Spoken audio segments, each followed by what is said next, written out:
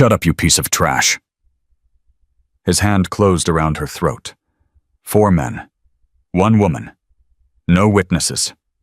They shoved her against the wall. They laughed. They thought the 22-year-old girl in plain clothes was just another victim to break. One reached for her zipper. Another hit record. The third blocked the door. What they didn't know was that the woman they just cornered held the Navy's record for longest confirmed sniper kill.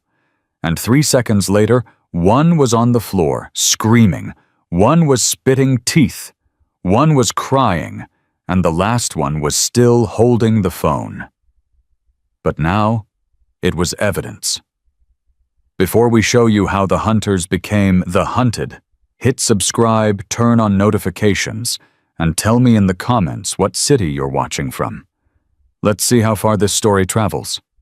The transport van door slid open, and Maya Chen stepped onto the cracked asphalt of Fort Ridgeline Combined Arms Base.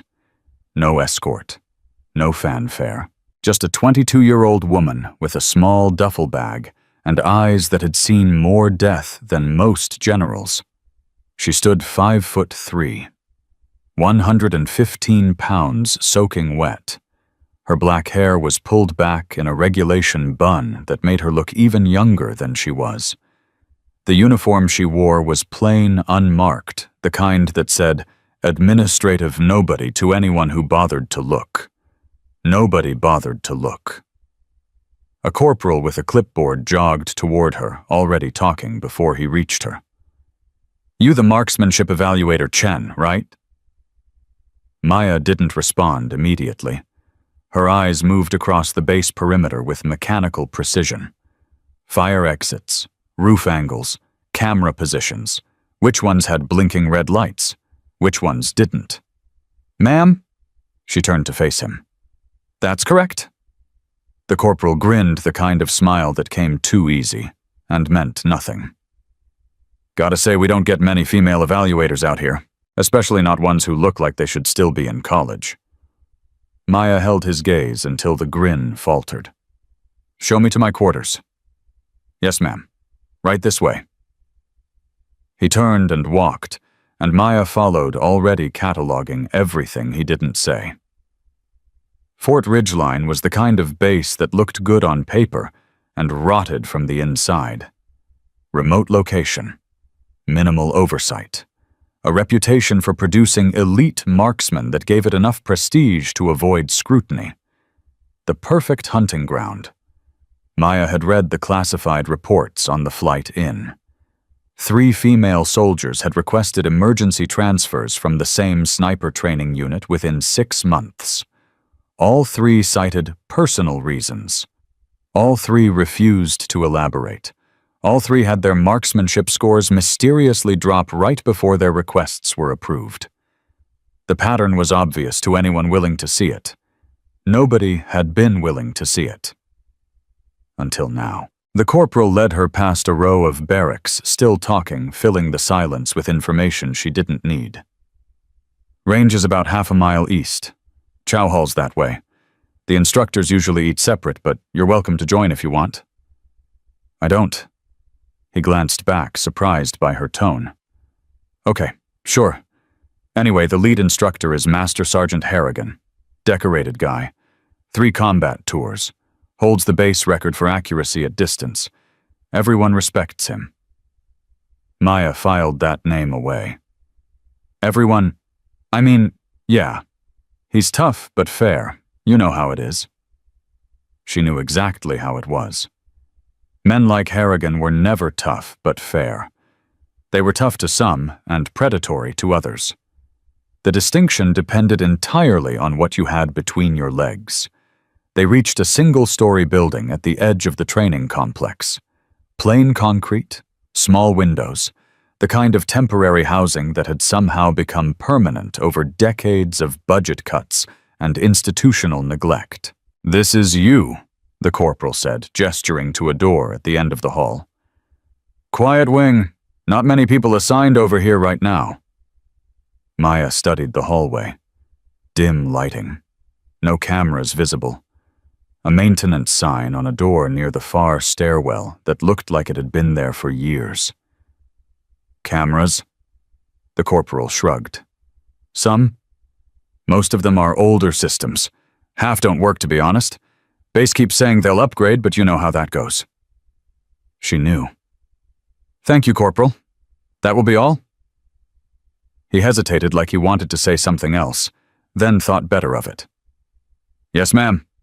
Welcome to Fort Ridgeline. He walked away, and Maya stood alone in the hallway, listening to his footsteps fade. Then she heard it. 2 voices. Female. Coming from a room 3 doors down. The door was cracked open and the conversation carried in the empty corridor. I'm telling you, don't go to the equipment room alone, especially not after dark. Why, what happened? Just don't. Okay, trust me. Did someone... I said don't, and don't ask questions either.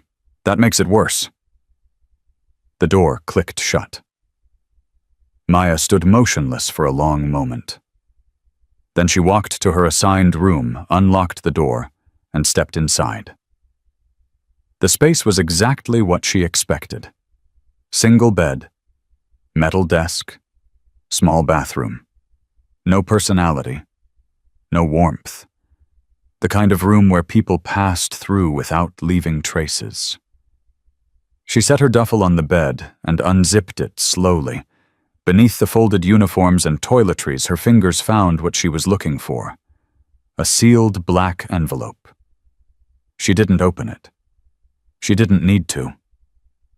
She'd memorized the contents before leaving Washington. Immediate action authorized in event of climate incident. Chain of command bypass permitted. Special Operations Oversight Division. Classification Tango 5. Maya Chen wasn't here to evaluate marksmanship. She was here to hunt, and the predators didn't even know they were already in her crosshairs. The morning briefing started at 0600, and Maya arrived at 0545. She took a position at the back of the room, half hidden in shadow, her notepad open but empty. The other personnel filtered in gradually, coffee cups in hand, conversations overlapping. She watched them the way a sniper watches a target zone, not looking for immediate threats, looking for patterns, movement, behavior that didn't match the environment. Within 10 minutes, she found what she was looking for. 4 men entered together, moving with the easy confidence of people who owned the space around them. They didn't walk. They claimed. Every step said, "This is ours," and everyone in their path adjusted accordingly. The tallest one led the group, mid-30s, square jaw, the kind of handsome that photographed well and hid everything ugly underneath. His uniform was perfect pressed sharp ribbons, aligned with mathematical precision. Master Sergeant Cole Harrigan. Maya recognized him from his service record. 3 combat tours in Afghanistan, Bronze Star with Valor, Distinguished Marksmanship Badge. The kind of credentials that built walls around a man and made people afraid to look behind them. Behind him walked a broader figure. Staff Sergeant Brett Kessler, muscle where Harrigan had charm, the enforcer.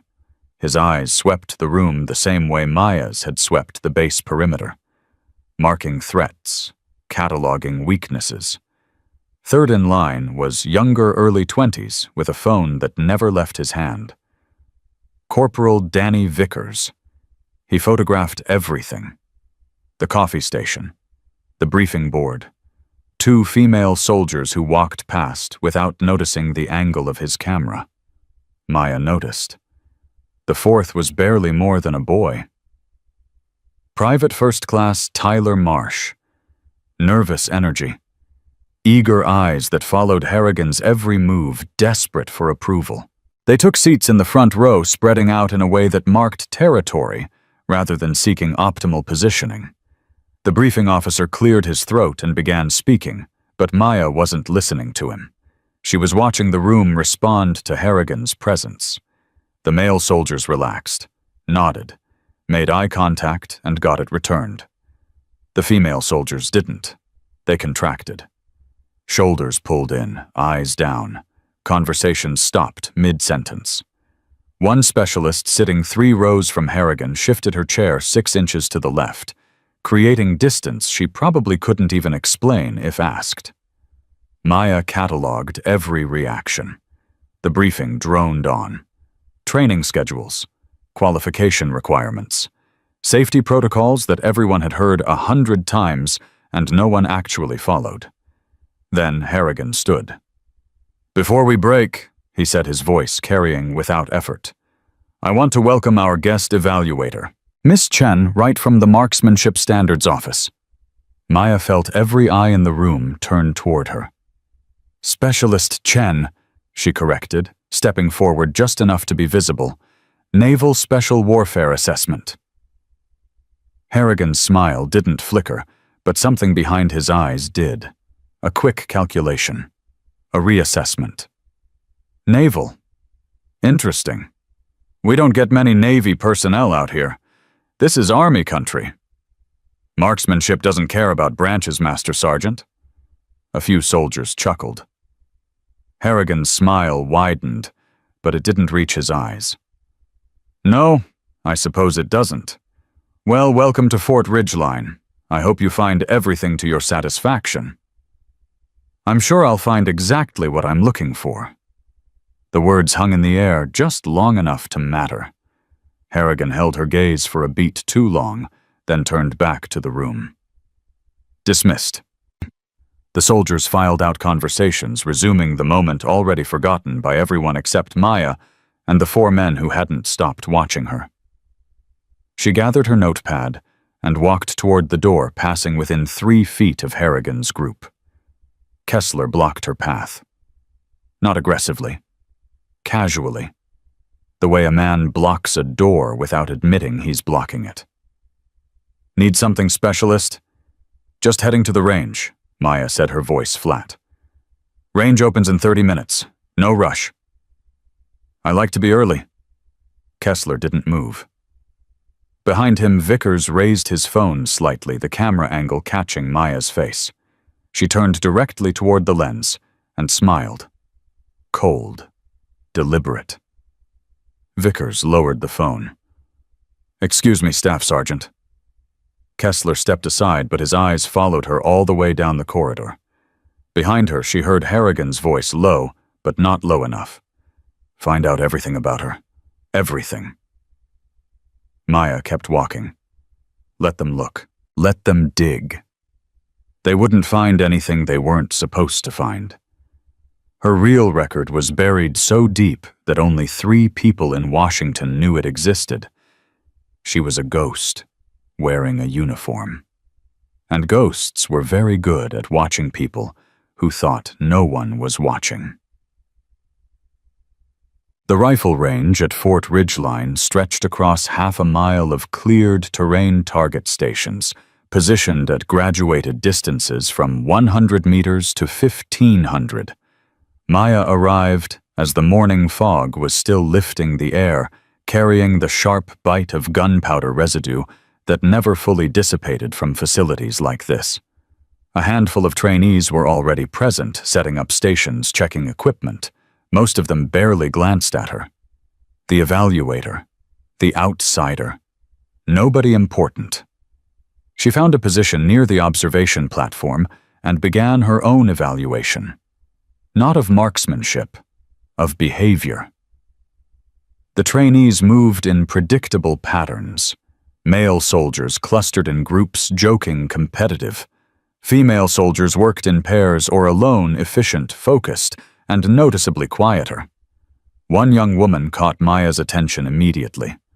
Private Jessica Torres, 19 years old. According to the records Maya had studied on the flight, Torres had scored in the top 5% of her initial marksmanship qualification.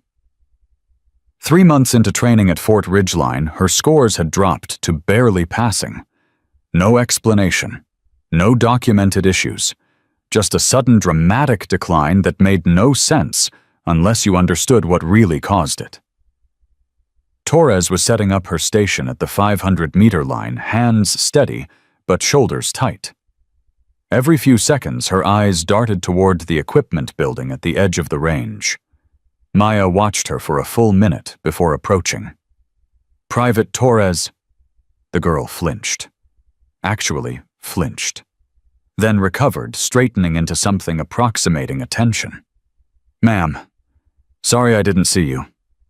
"At ease. I'm just observing today." Torres nodded, but the tension didn't leave her body. Her eyes kept moving, checking the perimeter. "Your qualification scores are interesting," Maya said, keeping her voice neutral. "Strong start, recent decline. Anything affecting your performance, I should note, for my evaluation." The question was a test. Maya knew it. Torres probably knew it too. The girl's jaw tightened. "No, ma'am. Just need more practice." Practice doesn't usually make someone worse. Torres was quiet for a long moment. Her fingers tightened on the rifle stock she was holding. "Permission to speak freely, ma'am?" "Granted. With respect, evaluators come and go. They write reports. Reports get filed. Nothing changes." Torres met her eyes for the first time. "Are you actually going to change anything?" Maya didn't answer immediately. She let the silence stretch, let the question sit between them like a loaded weapon.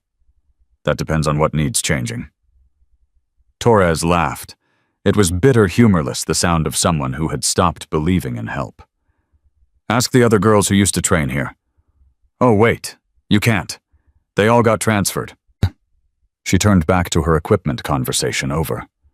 Maya didn't push. Not yet. Pushing too hard too early would close doors she needed open. Instead, she moved down the range line, watching, listening. The morning progressed. Shots cracked across the firing zone.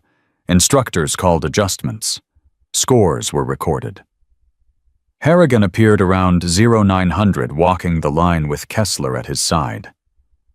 They moved like inspectors, pausing at each station, offering corrections that always seemed to require physical positioning adjustments. With male trainees, the adjustments were verbal, distance maintained. With female trainees, the adjustments required hands. A grip moved here. A shoulder pressed there. Touches that lingered half a second too long and couldn't be proven inappropriate in any single instance. Maya watched a female corporal freeze when Harrigan stepped behind her, his hands on her shoulders, his voice low in her ear. Whatever he said made her nod rapidly and miss her next 3 shots. Harrigan stepped back, shaking his head like a disappointed teacher. "Focus, Corporal. You'll never qualify at this rate." The corporal said nothing, just stared at her rifle like it might save her from something. It wouldn't. Maya made a note. Not on paper. Paper could be found.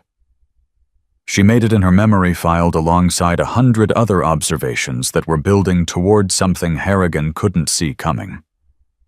Around noon, she walked the perimeter of the range complex, mapping camera positions. 7 cameras total. 3 non-functional, their indicator lights dead. 2 angled to cover the firing lines, but missing the equipment building entirely. 1 covering the main entrance. 1 covering nothing at all, mounted but pointed at the sky like someone had deliberately adjusted it. She found the equipment building next. Concrete block structure. Heavy door. No windows. The kind of space designed for secure storage. The kind of space designed for privacy. A maintenance sign on the door read, "Restricted access. Authorized personnel only." Maya tried the handle. Locked. She made another note. Then she heard footsteps behind her. Lost. Harrigan's voice was smooth, friendly, carrying a threat so subtle most people would miss it entirely. Maya turned slowly. "Just getting familiar with the facility. Equipment rooms off limits to visiting personnel. Security protocols." "Of course. My mistake." Harrigan stepped closer, close enough that she could smell his aftershave, close enough that his height advantage became obvious. "How long are you planning to stay at Fort Ridgeline Specialist?" "As long as my evaluation requires." "And what exactly are you evaluating?" Maya smiled. It didn't reach her eyes. "Marksmanship, Master Sergeant. What else would I be evaluating?" He studied her face the way she'd seen him study targets, looking for weakness, looking for fear. He found neither. "Right. Well, let me know if you need anything. My team is here to help." "I'm sure you are." She walked away, feeling his eyes on her back the entire way. The game had begun, and Harrigan had no idea he was already losing. That evening, Maya set up her laptop in her quarters and began pulling files.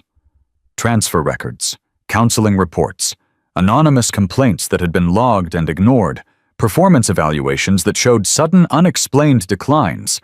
The pattern was consistent. Damning. Every woman who had been assigned to Harrigan's training unit showed the same trajectory: strong initial performance, gradual isolation, declining scores, eventual transfer request citing vague, personal reasons.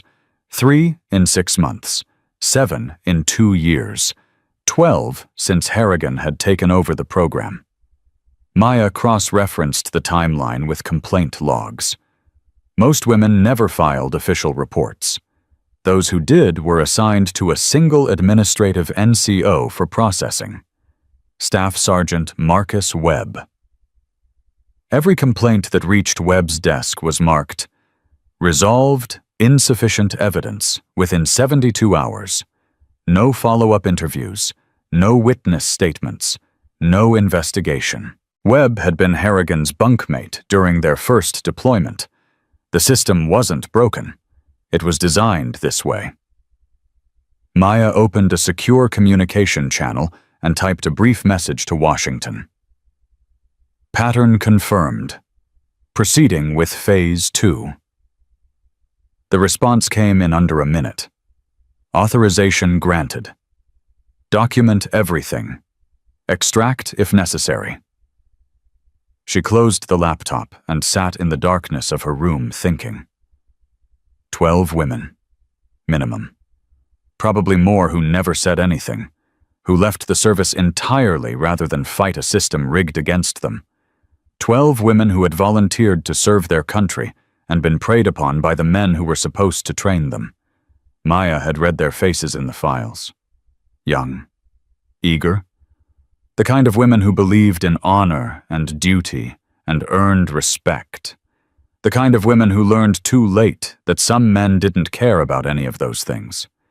She thought about Jessica Torres. The bitter laugh. The question that wasn't really a question. "Are you actually going to change anything?" Maya stood and walked to her duffel bag. She unzipped a hidden compartment and removed a small black case.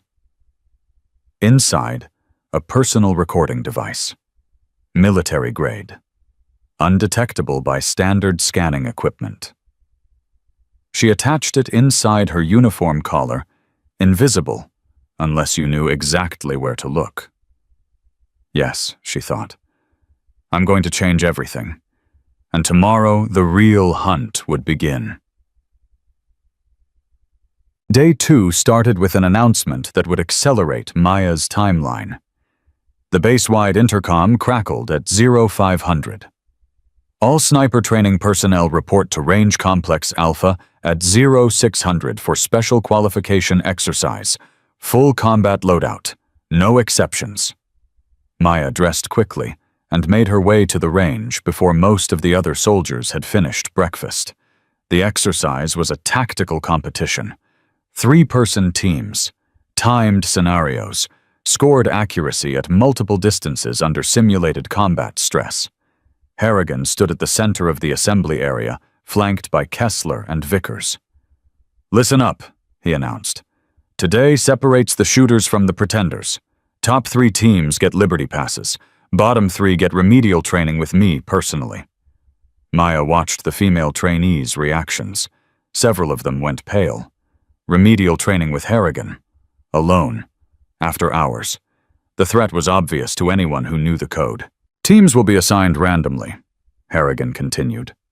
No complaints, no trades. You work with who you're assigned. He began reading names. Maya noted that female soldiers were consistently paired with Harrigan's known associates, never grouped together, always isolated. Torres Chen and Marsh, Team 7. Maya felt a flicker of something that might have been satisfaction. She'd been assigned to Torres. And Marsh, the nervous young follower from Harrigan's inner circle. Interesting. They gathered at their designated staging area. Torres looked surprised to see Maya. You're competing. I'm evaluating. Best way to evaluate is from inside the exercise. Marsh shifted nervously, his eyes avoiding both of them. We should focus. I don't want to end up in remedial. Torres's jaw tightened, but she said nothing. The exercise began. Stage 1 was a standard qualification shoot. 50 targets at ranges from 100 to 800 meters. Timed. Scored. Maya took her position and settled behind her rifle. The first target appeared at 200 meters. She exhaled slowly, squeezed the trigger. Hit. Center mass. 300 meters. Hit. 400. Hit. She moved through the first 8 targets with mechanical precision, every shot landing within the kill zone. Torres shot next. Her hands were steady, her technique solid. 7 of 8 hits. Good scores despite whatever was eating at her from the inside. Marsh performed adequately. 6 of 8. Nervous but competent. They moved to stage 2. Moving targets. Elevation changes. Wind adjustments. Maya adapted without thinking, her body remembering years of training that went far beyond anything taught at Fort Ridgeline. She hit targets that made the scoring NCO double-check his tablet. She hit targets that other teams missed entirely. She hit a moving target at 700 meters that even Harrigan paused to watch. By stage 3, word had spread across the range. Who is she? Some evaluator from Navy. Navy doesn't shoot like that. She just hit 800 meters offhand. Who the hell shoots 800 offhand? Maya heard the whispers and ignored them. She was here to establish credibility, to make them respect her enough to underestimate her differently. The final stage was the longest shot, 1,200 meters, single target, 5-second exposure window. Most teams didn't even attempt it. The distance was at the edge of the rifle's effective range. Wind was unpredictable. The target appeared and disappeared before most shooters could even acquire it. Torres looked through her scope and shook her head. I can't make that shot. Not consistently. Marsh didn't even raise his rifle. Me neither. Maya settled into position. I can. The countdown began. 10 seconds. She controlled her breathing. Heart rate dropping, vision narrowing to a single point of focus 1,200 meters away. 5 seconds. The target emerged from cover. A silhouette. Man-sized. Moving laterally. 3 seconds. She led the target. Calculated the drop. Felt the wind on her cheek and adjusted by instinct. 1 second. She fired. The round traveled for nearly 2 full seconds before impact. Then the target shattered. The range went silent. Maya stood, brushed the dust from her uniform, and walked back to the staging area without expression. Behind her, she heard Harrigan's voice low and dangerous. Where did you say she came from? Kessler answered. Washington, Marksmanship Standards Office. Pull everything you can find on her. Tonight. Maya smiled just slightly, where no one could see. They were finally paying attention. Now the real game could begin. The scores posted an hour later. Team 7 first place. Maya's individual score was the highest recorded at Fort Ridgeline in 6 years, higher than Harrigan's personal record. She felt the shift in the atmosphere as the results circulated. The male soldiers looked at her differently now. Not with respect exactly, but with the wary acknowledgement that predators give to other predators. The female soldiers looked at her differently too, with something that might have been hope. Harrigan approached her outside the scoring tent, his face arranged in professional congratulations that didn't quite hide the calculation underneath. "Impressive shooting, Specialist Chen." "Thank you, Master Sergeant." "You've got real talent. Where did you train?" "Various locations." "That's not an answer." Maya met his eyes. "It's the only one I'm authorized to give." He laughed, but it was thin, forced. "Mysterious. I like that. Listen, I'd love to discuss technique with you sometime. I run a small shooting clinic for advanced personnel, after hours, invitation only." The offer hung in the air, wrapped in professional language, hiding everything it actually meant. "I appreciate the offer," Maya said. "I'll consider it." "You should. Not many people get invited. It's a good opportunity to learn from the best." "I'm sure it is." She walked away before he could respond, feeling his anger radiate behind her like heat from a furnace. She'd just declined him. In public, where others could see. Men like Harrigan didn't forget things like that. They corrected them.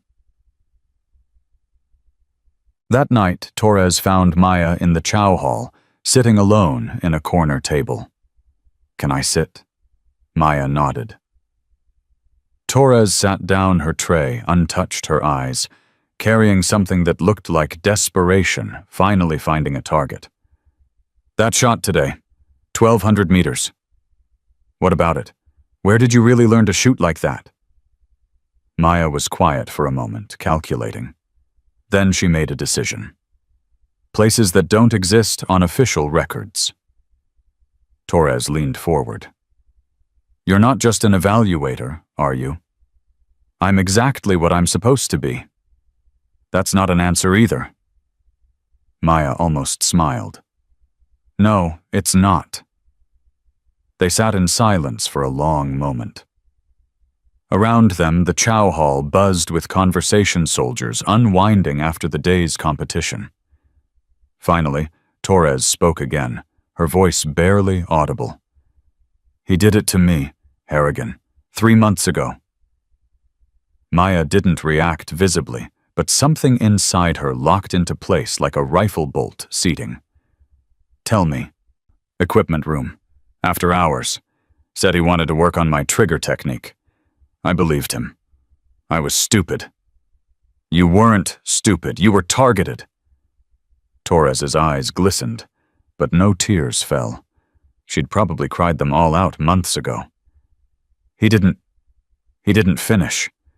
Someone came to the door, but he said if I told anyone he'd make sure I never qualified.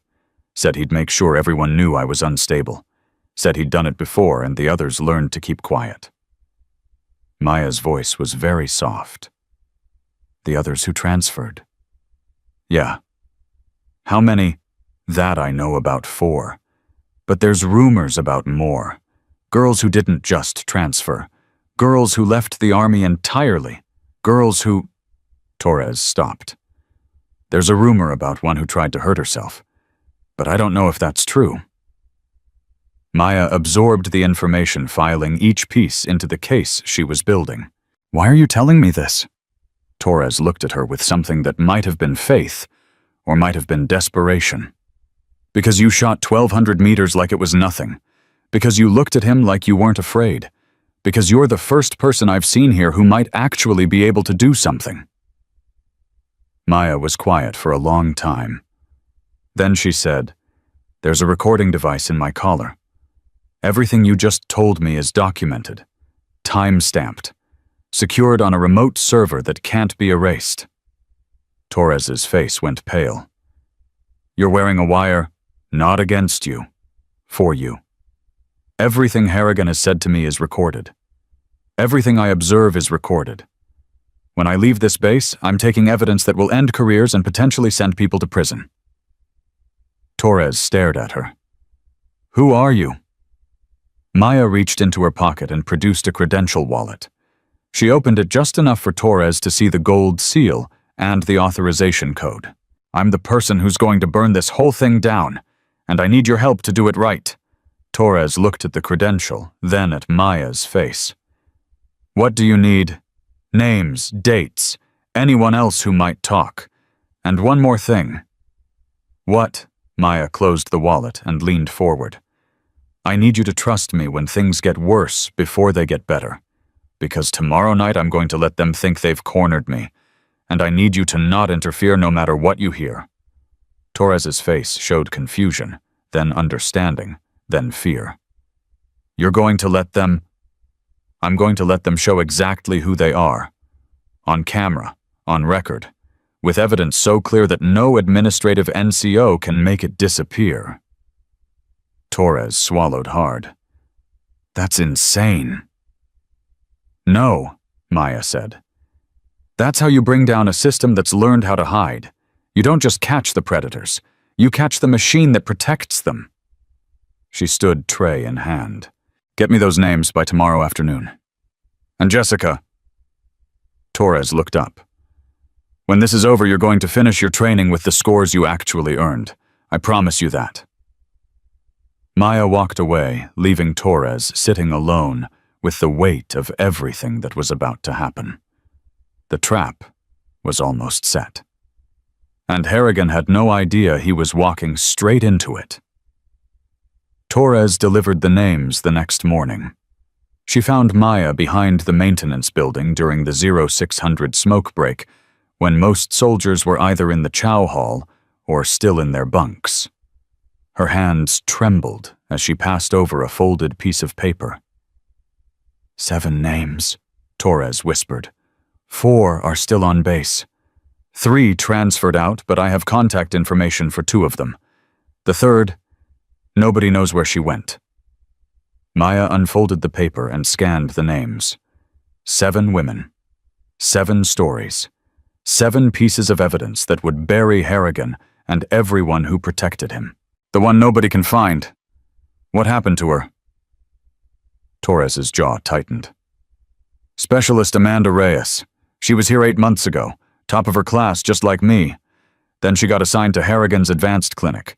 3 weeks later, she requested emergency transfer. They denied it. 2 days after the denial, she walked off base and never came back. AWOL. That's what they called it. But her roommate told me she left a note. Said she couldn't take it anymore. Said nobody would believe her anyway. Maya folded the paper and slipped it into her pocket. Her roommate. Is she still here? Corporal Denise Warren. She's on the list, 3rd name down. I need to talk to her today. Torres nodded, then hesitated. There's something else. Something I didn't want to put in writing. Tell me. Vickers. The one with the phone. He doesn't just record for himself. He shares it. There's a group chat. They call it the trophy case. Screenshots, videos, rankings. They bet on who can get the furthest with new female arrivals. Maya's expression didn't change, but something behind her eyes went very cold. How do you know about the chat? Marsh showed me. The young one. He was drunk one night trying to impress me. Thought I'd think it was funny. Pulled up his phone and showed me the whole thing before he realized what he was doing. Next morning he begged me not to say anything. Said Harrigan would kill him if he found out Marsh had shown an outsider. Marsh showed you the chat? Yeah. Maya filed that information away. Marsh was the weak link. Nervous. Desperate to belong. The kind of follower who might flip if the pressure got high enough. You did good, Jessica. Now I need you to do one more thing. What? Stay away from me for the rest of the day. Don't talk to me. Don't look at me. If anyone asks about our conversation in the chow hall, tell them I was asking about training schedules. Nothing more. Torres frowned. Why? Because tonight I'm going to put myself somewhere they can find me alone. And if they think you're connected to me, they might change their plans. You're really going through with this. I'm really going through with this. Torres looked at her for a long moment, something like awe mixed with fear in her eyes. You're either the bravest person I've ever met or the craziest. Maya almost smiled. Maybe both. She walked away before Torres could respond, already planning her next move. The day passed in calculated normalcy. Maya attended the morning briefing. She observed training exercises. She took notes that meant nothing and asked questions that led nowhere. To anyone watching, she was exactly what she appeared to be. A bureaucrat with a clipboard killing time until her evaluation period ended. But she was watching everything. She watched Harrigan pull a female trainee aside after a qualifying round and whisper something that made the woman's face go pale. She watched Kessler block a corridor when two female soldiers tried to pass, forcing them to squeeze by him close enough to touch. She watched Vickers photograph a woman bending over to tie her boot. His phone angle deliberate, his smirk undisguised. She watched Marsh watch all of it, his face a mask of discomfort that never quite became objection. At 1400 hours, she found Corporal Denise Warren. Warren was in the motor pool inventorying equipment with the focused intensity of someone who had learned to stay busy, to stay invisible. She was mid-20s athletic build, the kind of soldier who had probably joined with dreams of proving herself and found something very different instead. Maya approached without announcement. Corporal Warren. Warren looked up, her expression guarded. Yes, ma'am. I'm Specialist Chen, marksmanship evaluator. I know who you are. Everyone knows after yesterday. I need to ask you about Amanda Reyes. The change in Warren was immediate. Her face went blank. Her hands stopped moving. Her entire body seemed to contract inward like a turtle retreating into its shell. I don't know anything about that. You were her roommate. I don't know anything. She left a note. You read it. Warren's eyes darted around the motor pool, checking for observers. Who told you that? It doesn't matter who told me. What matters is what the note said. I can't talk about this. Can't or won't. Warren's jaw trembled. For a moment, Maya thought she might cry. Then something harder surfaced, the brittleness of someone who had been broken and reassembled without all the pieces. Both. Look, I tried to report it. After she left, I went to Sergeant Webb in admin and told him everything. Know what he did? He told me Amanda was unstable. Told me she had a history of making false accusations. Told me I should be careful about associating myself with someone like her. He threatened you. He didn't have to threaten me. He made it clear. If I pushed, I'd be next. Not for what Harrigan would do, for what the system would do. They'd find something wrong with my record. My scores would drop. I'd get transferred somewhere worse or pushed out entirely. Maya let the silence stretch. Warren needed to talk. She just needed permission. What did the note say? Warren closed her eyes. When she opened them, they were wet. She said she was sorry. She said she tried to be strong, but she couldn't do it anymore. She said nobody would believe her because he was a hero, and she was nobody. She said the system was designed to protect men like him and destroy women like her. Warren's voice cracked. She said she hoped someone would burn it all down someday, but she couldn't be the one to do it. Maya reached out and touched Warren's arm. Not comfort. Confirmation. Someone will. Warren looked at her, really looked at her for the first time. Who are you, really? Someone Amanda Reyes would have wanted to meet. She left Warren standing in the motor pool, the weight of that promise hanging between them. By 1700 hours, Maya had spoken to 2 more women on the list. The stories were variations on a theme: isolation, pressure, touches that couldn't be proven, threats that never left evidence. A system that consistently sided with the predators and punished anyone who tried to resist. Each conversation strengthened Maya's resolve. Each story added fuel to the fire she was about to light. At 1900 hours, she returned to her quarters and prepared. She checked the recording device in her collar. Fully charged. Transmitting to a secure satellite uplink that couldn't be jammed or intercepted.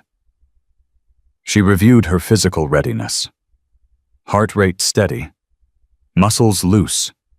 Mind clear.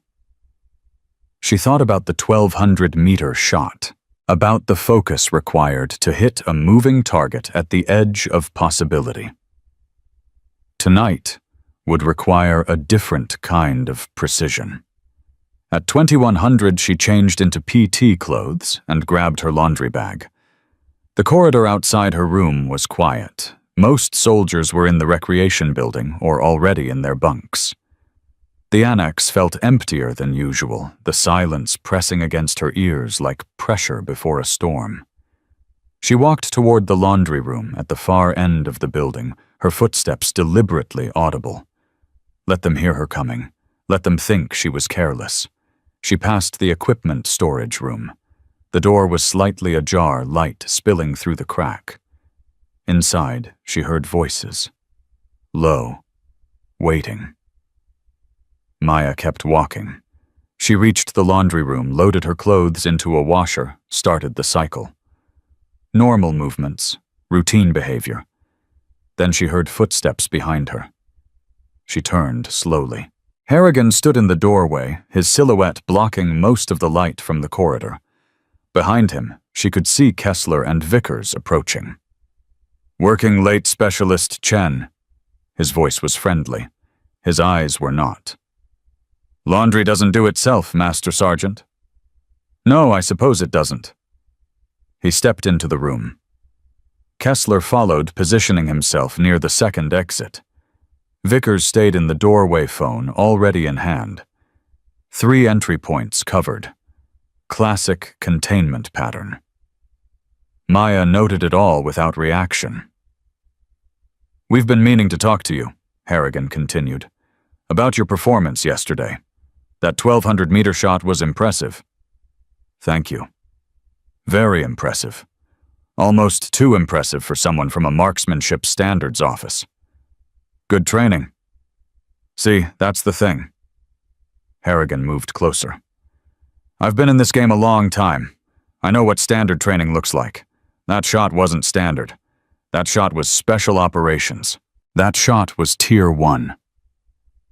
Maya said nothing. So I did some digging. Called in some favors. You know what I found? Enlighten me. Harrigan's smile widened. Nothing. Absolutely nothing. Your file is clean. Too clean. The kind of clean that only happens when someone has something to hide. Or the kind of clean that happens when someone is exactly what they claim to be. No. He was close now. Close enough that she could smell his aftershave, the same scent from their first meeting. You're hiding something, and I'm going to find out what. Maya met his eyes. Is that a threat, Master Sergeant? It's a promise. Kessler moved behind her, cutting off retreat. Vickers raised his phone, the red recording light visible in the dim room. Maya felt her heart rate slow, her vision sharpen. The familiar calm that came before action. You know what I think, Harrigan continued. I think you're not here to evaluate marksmanship at all. I think someone sent you to cause trouble, and I don't like trouble. What are you going to do about it? He reached out and touched her face. Gentle, almost tender. The gesture of a man who had done this before and never faced consequences. I'm going to teach you the same lesson I've taught every other woman who thought she could come into my house and tell me how to run things." Maya didn't pull away. She let his hand rest against her cheek, let him feel the control he thought he had. "And what lesson is that? That this is my base, my rules, my system." His hand slid down to her throat, not squeezing, just resting there. Possessive. And women who don't learn their place get educated until they do. Behind her, Kessler laughed. Vickers adjusted his phone angle. Harrigan leaned closer, his breath hot against her ear. "So what's it going to be? Specialist, you going to be smart? Or you going to be another cautionary tale that nobody believes?" Maya waited. Let him think he had her. Let the recording capture every word, every touch, every threat. Then she spoke, her voice barely above a whisper. "There's something you should know, Master Sergeant." "What's that?" "My name isn't Chen. It's classified. My unit isn't marksmanship standards. It's Naval Special Warfare Development Group. And everything you've said and done in the last 3 minutes has been transmitted to a secure server that you can't access, alter, or delete." Harrigan's hand froze. "You're lying." "Am I?" "Check Vickers' phone. See if he can find my transmission signal." Vickers looked at his screen, his face going pale. "Cole, there's an encrypted outbound signal. I can't block it." Harrigan's hand tightened on her throat. "Who sent you? People who got tired of women disappearing from this base and nobody asking questions. You think a recording matters? You think anyone's going to believe some bitch with a wire over a decorated combat veteran?" Maya smiled. It was the smile of someone who had already won and was just waiting for everyone else to realize it. "I think 12 women are going to testify against you. I think Amanda Reyes left a note that your administrative friend tried to bury. I think Marsh is going to flip the moment he realizes prison is on the table. And I think your trophy case group chat is going to look really interesting to a military prosecutor." Harrigan's face went white.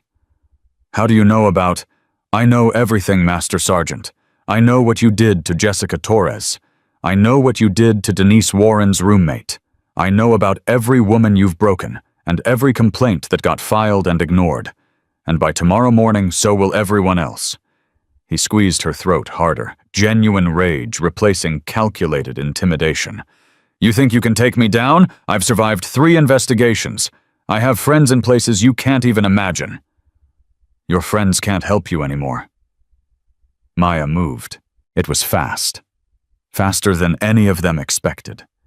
Faster than combat training prepared for. Her hand came up under Harrigan's wrist, breaking his grip on her throat. Her body rotated, using his own momentum to drive him off balance. Her elbow connected with his solar plexus, driving the air from his lungs. He crumpled. Kessler lunged forward, reaching for her arm. Maya pivoted, caught his wrist twisted. The joint lock forced him to his knees, his face contorted in agony. "Don't," she said. He didn't. Vickers dropped his phone and raised his hands. "I didn't touch her. I didn't do anything. You were just documenting sexual assault for your entertainment and sharing it with your friends. That's conspiracy and distribution of illegal material. Minimum 5 years." Vickers started to cry.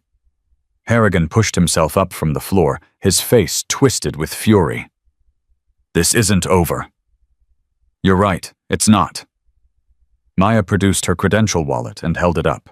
"Commander Maya Chen, United States Navy Special Operations Oversight Division, clearance code Tango 5, and you, Master Sergeant Cole Harrigan, are under detention pending court-martial for violations of Articles 120, 128, and 134 of the Uniform Code of Military Justice." She activated the communication device in her pocket. "This is Commander Chen. Target package confirmed. Request immediate security response to Lodging Annex B, Laundry Facility." Within seconds, she heard footsteps in the corridor. Running. Multiple sets. Harrigan made one last, desperate move. He lunged for her hands, reaching for her throat, all pretense of control abandoned. Maya sidestepped, caught his arm, and used his momentum to drive him face first into the washing machine. The impact rang through the room like a bell. He slid to the floor, blood streaming from his nose, and didn't get up.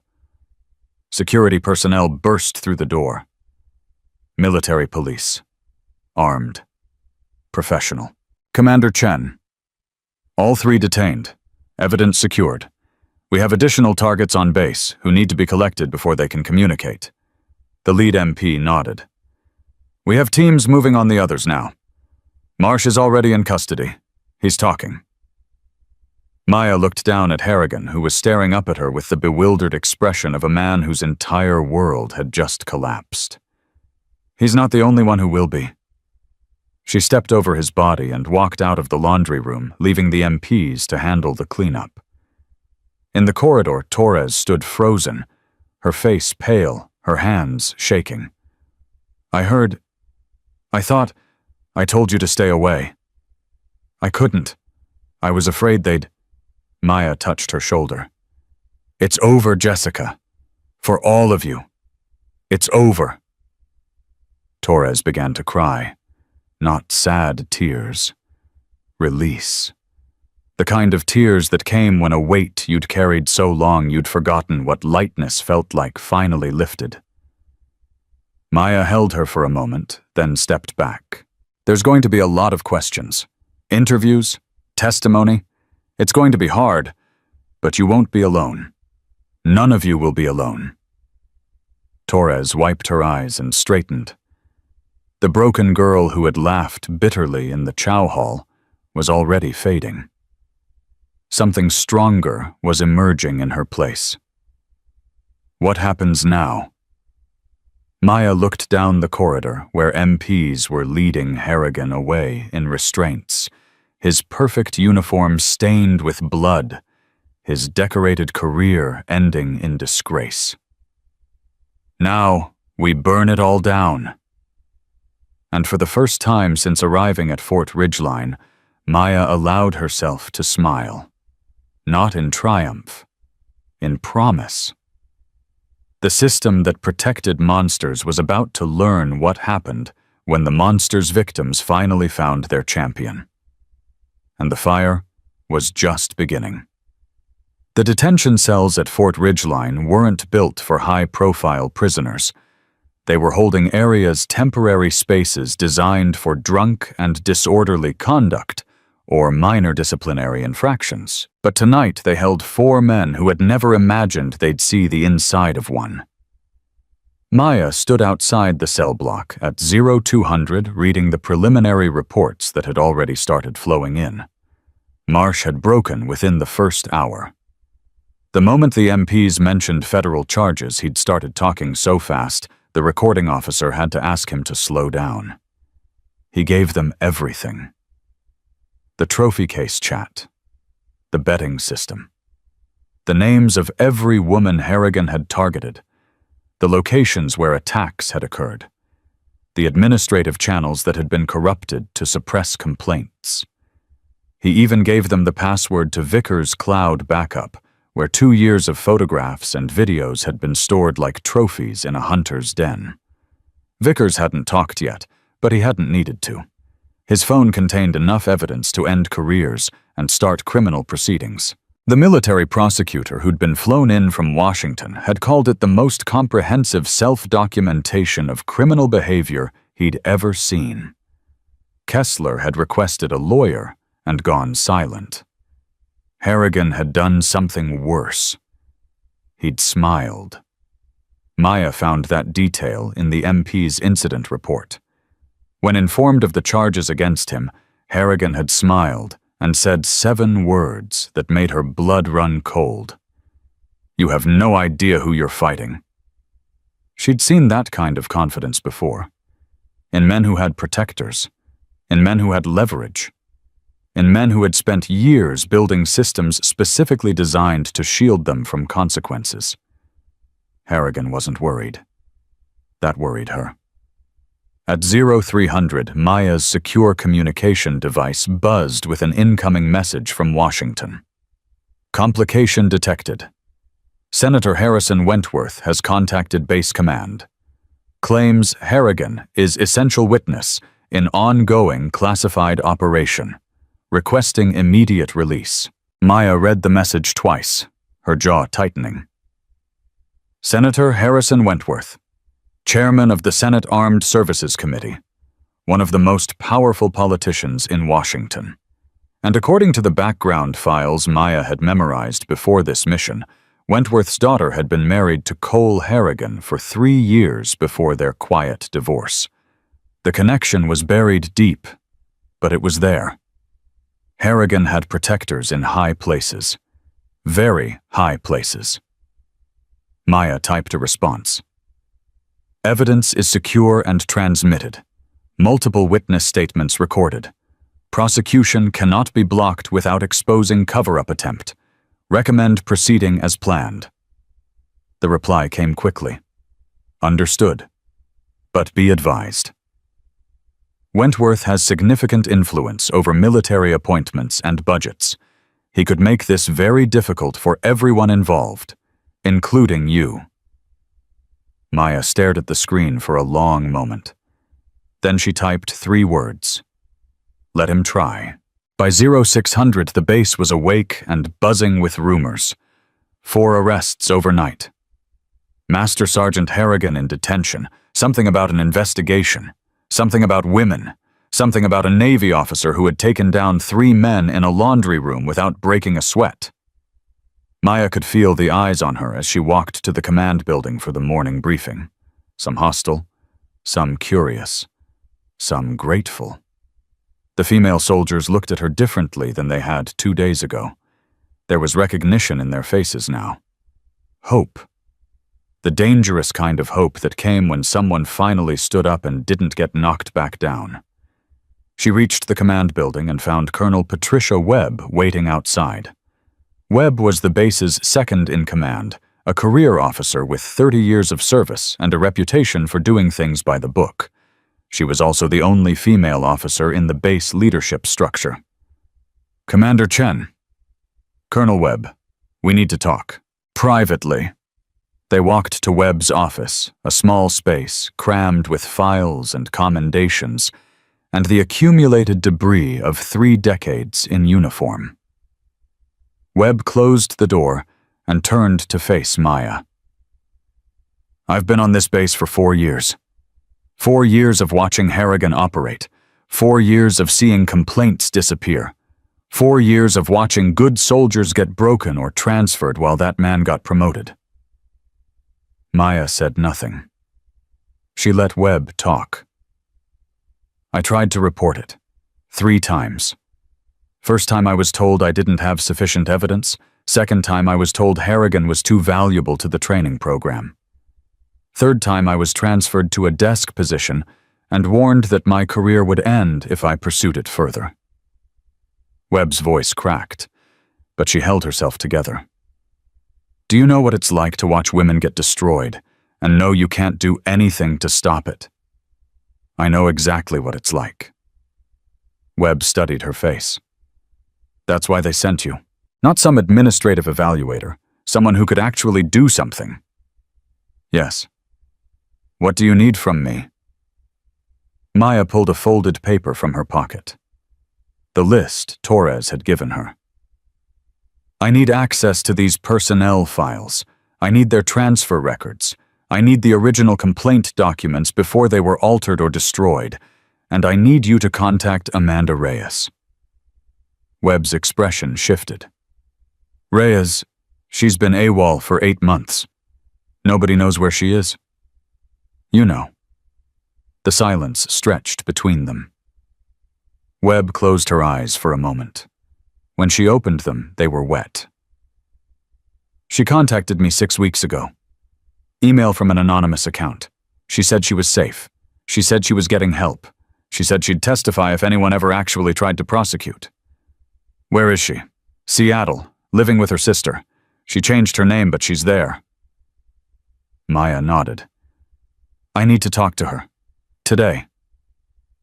I can arrange a secure call. But Commander, there's something you should know. What? Webb walked to her desk and pulled a file from a locked drawer. She handed it to Maya. This came through channels this morning. Senator Wentworth has formally requested that all evidence in the Harrigan case be classified under national security protocols. He's claiming Harrigan has information related to ongoing counterterrorism operations that cannot be exposed in open court. Maya opened the file and scanned the document. Her face remained calm, but her mind was racing. This is a cover-up attempt, plain and simple. I know. The evidence I collected is already secured on external servers. They can't classify what's already been transmitted. They can try to block its use in prosecution. They can claim it was obtained illegally. They can tie this up in legal challenges for years. Maya set the file down. Then we need to move faster than they expect. How? By making this public before they can suppress it. Webb's face went pale. Going public with military sexual assault cases without authorization is a career-ending move. For you, maybe. I don't have a career to end. I have a mission. And that mission is to make sure Harrigan and everyone who protected him faces justice. She stood. Set up the call with Amanda Reyes. I'll handle the rest. The call connected at 0900. Amanda Reyes appeared on the secure video link, looking nothing like her service photograph. Her hair was longer, darker. She'd lost weight. Her eyes carried the hollow distance of someone who had survived something that should have destroyed her. You're the one who arrested Harrigan? Maya nodded. I'm the one. They said it couldn't be done. They said he was untouchable. Nobody's untouchable when the evidence is strong enough. Amanda laughed, but it was bitter, broken. Evidence. I had evidence. My own testimony. Medical records. A witness who heard him threaten me. You know what they did with my evidence. They buried it. They didn't just bury it. They used it against me. Said I was unstable. Said I had a history of exaggerating. Said I was trying to destroy a decorated soldier's career because he rejected my advances. Her voice rose with each sentence, years of suppressed rage finally finding an outlet. They made me the villain. They made me disappear. And now you want me to come back and do what trust the same system that destroyed me. Maya leaned forward.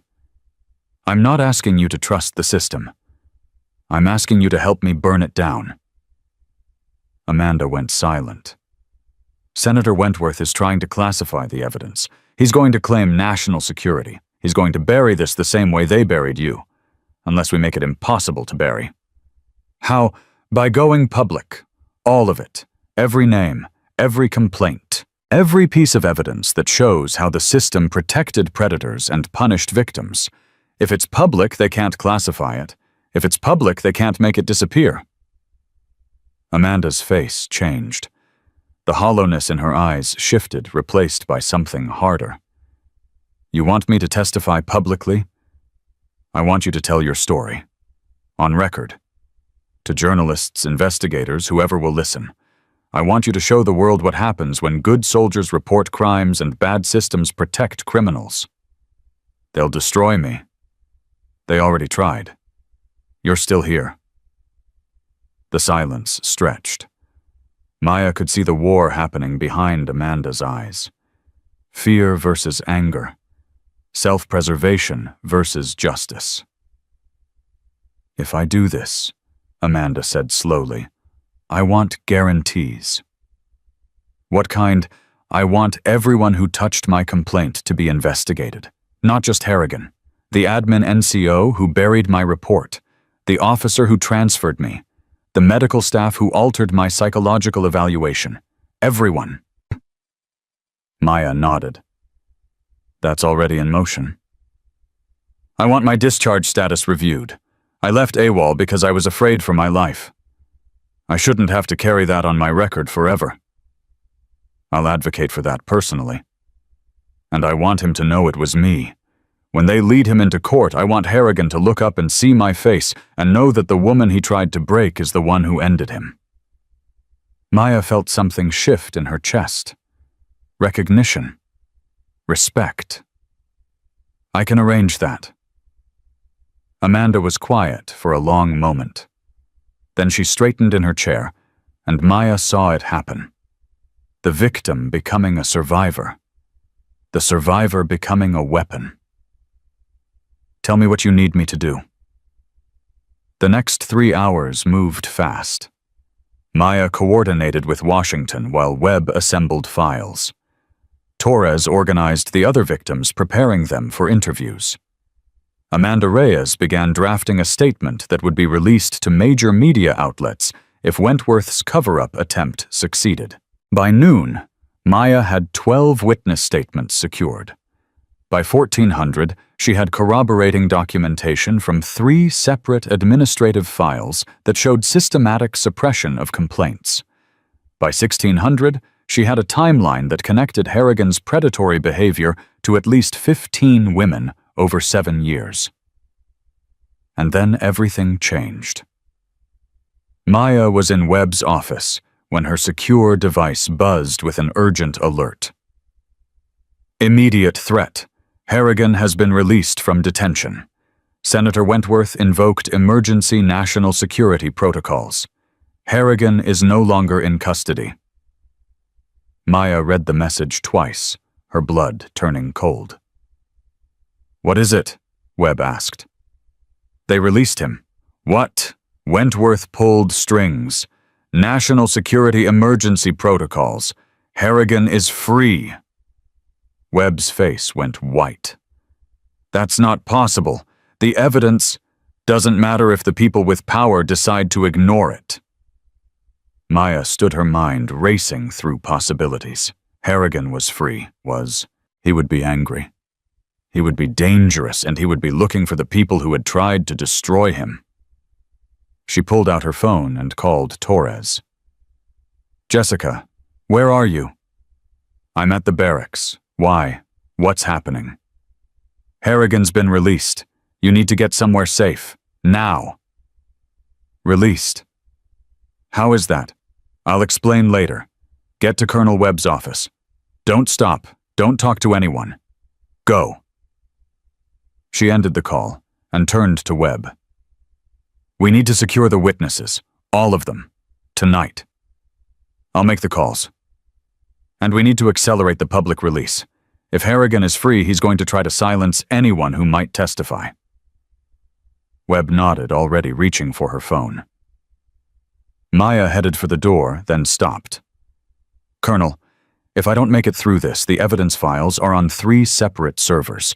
The access codes are in a sealed envelope in my quarters, hidden in the air vent above the bed. Make sure they get to someone who will use them.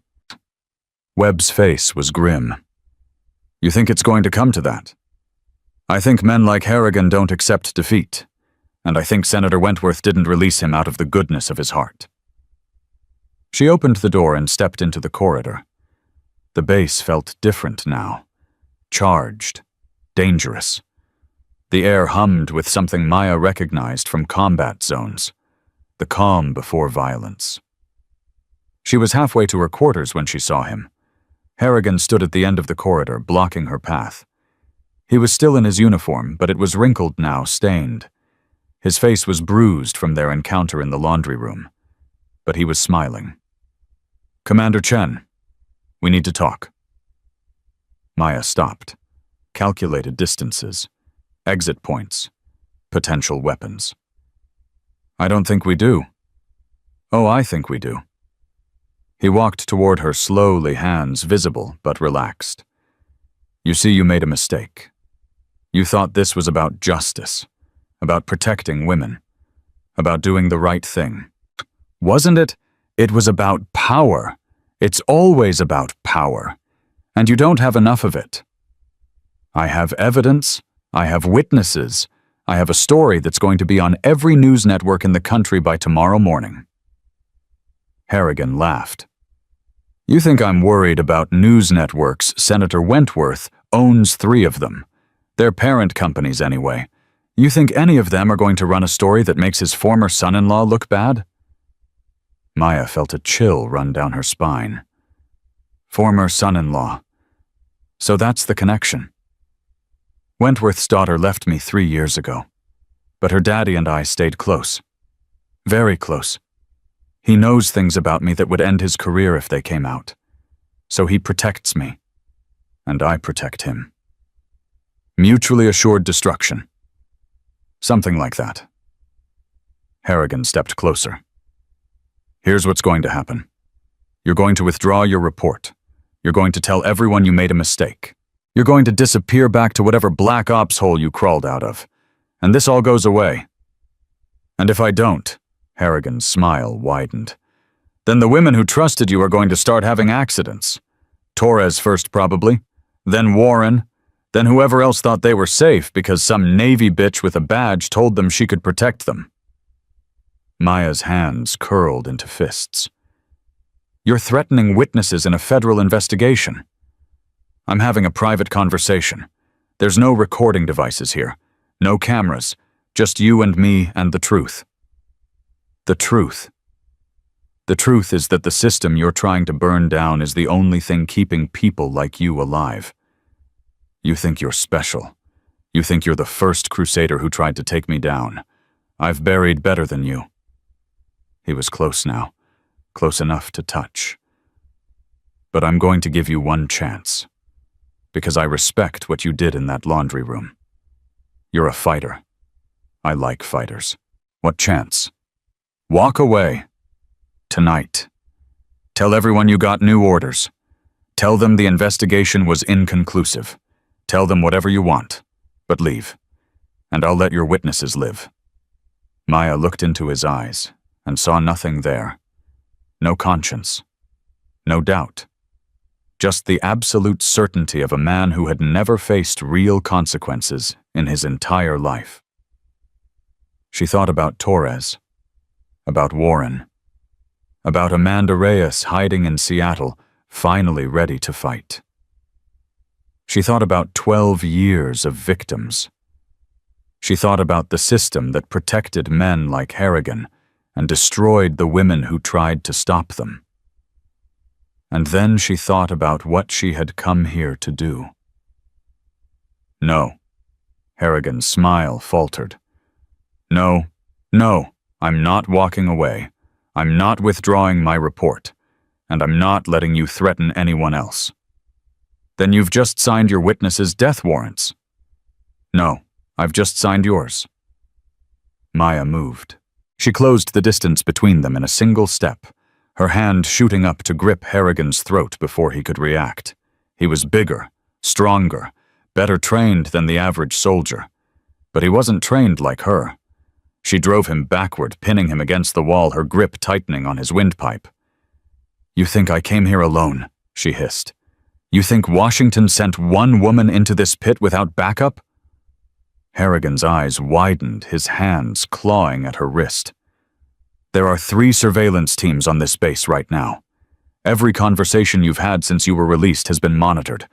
Every threat you've made has been recorded, and Senator Wentworth's phone has been tapped for the past 72 hours. She leaned closer, her voice dropping to a whisper. You just admitted to conspiracy to commit murder. On tape. To a federal officer. In a military facility. Harrigan's face went purple. His struggles weakened. The game changed, Master Sergeant. You just didn't know it. She released him, and he collapsed to his knees, gasping for air. Behind her, footsteps approached. MPs. 4 of them. Armed. Commander Chen, re-arrest this man.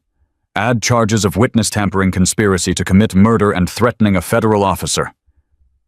The MPs moved forward, securing Harrigan before he could recover. Maya watched as they dragged him upright, watched as the arrogance finally drained from his face, replaced by the dawning realization that he had lost. You can't do this, he gasped. Senator Wentworth is being arrested right now. along with everyone else in his network who thought they were above the law.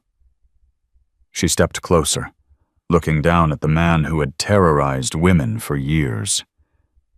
You were right about one thing, Master Sergeant. This was always about power. You just picked a fight with someone who had more of it.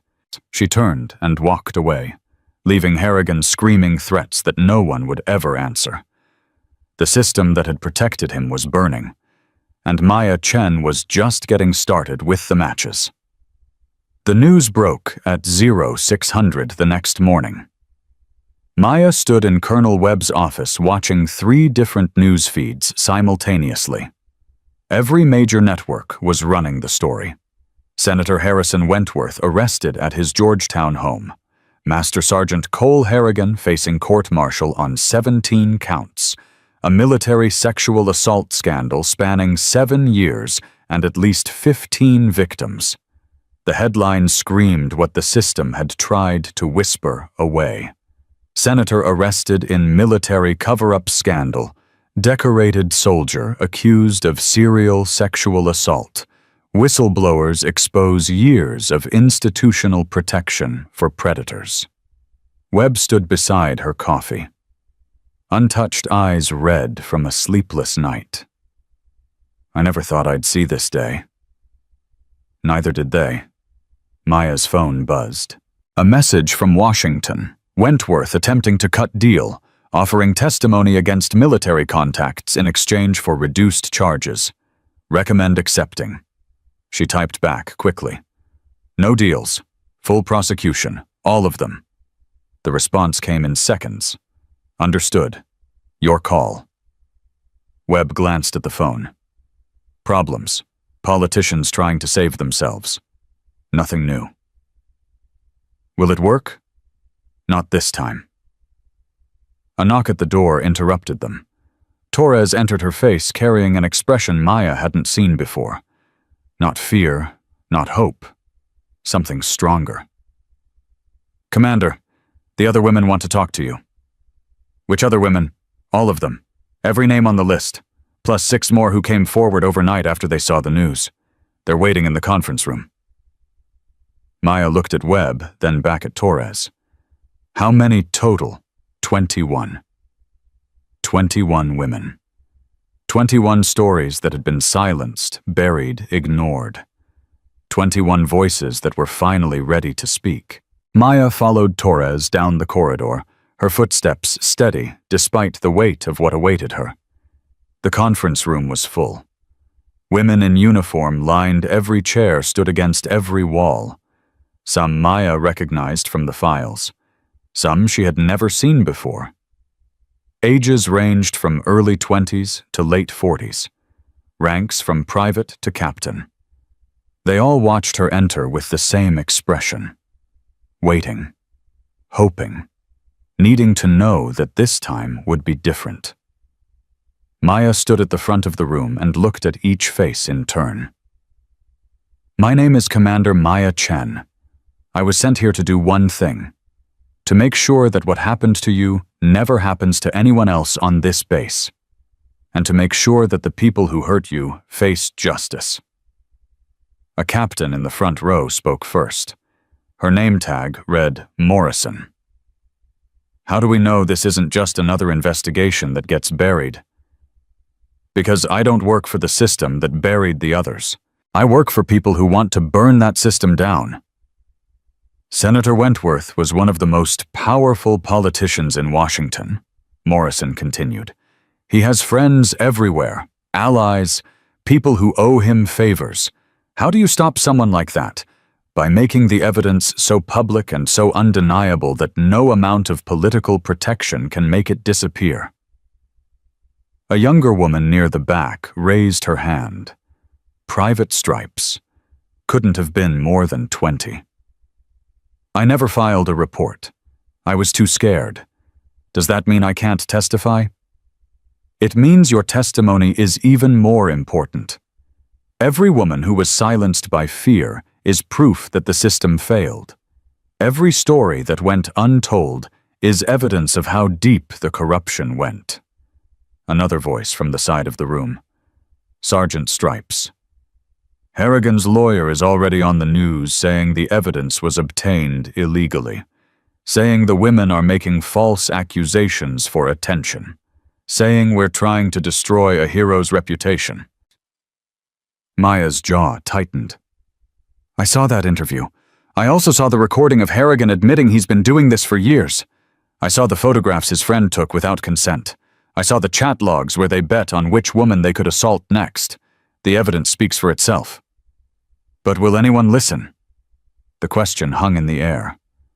Maya could feel the doubt, the fear, the years of disappointment pressing against the walls. She took a breath and spoke the truth. I don't know.